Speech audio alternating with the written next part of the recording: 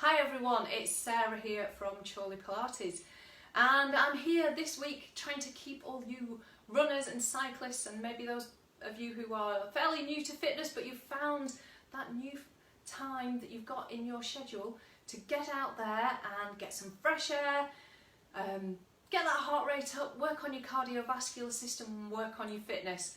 And you've decided to take up running. So today this is all about those runners.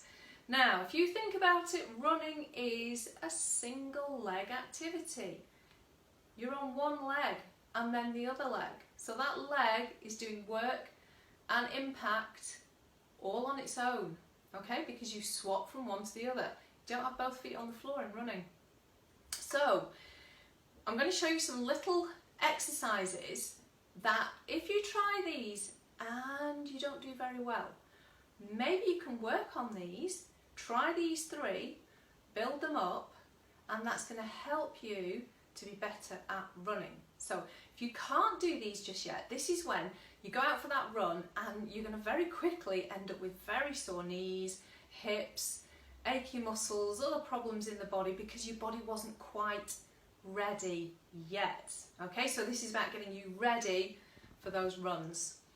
So as I said, it's a single leg activity, so we're going to go through 3 exercises, and the first one is a single leg calf raise. You're going to bring one leg up, now pull up, roll back down, pull up, roll down. Can you do this with control? Do you just rock forwards and back? Do you collapse into your little toe? Okay?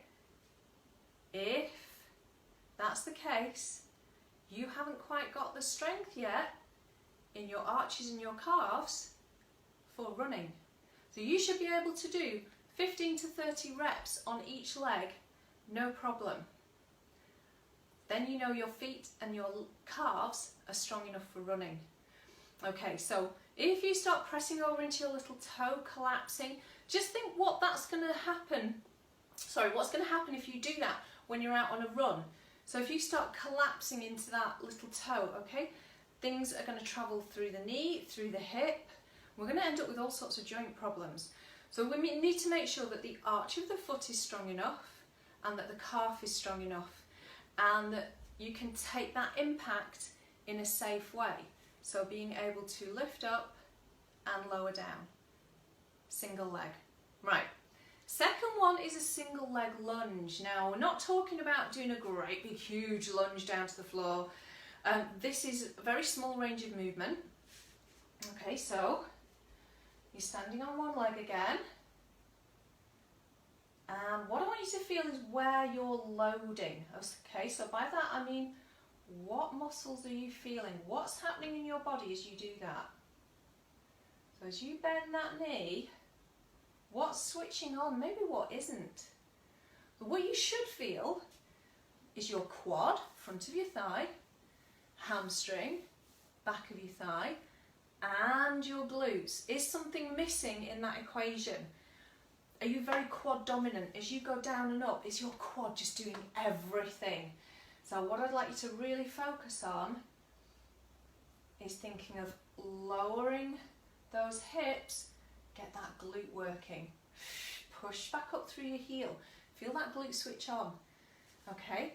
The other thing that I want you to think about when you're doing that single leg lunge is what's happening with your tracking. So by that I mean how you're moving. Okay, so there's several things that can happen here.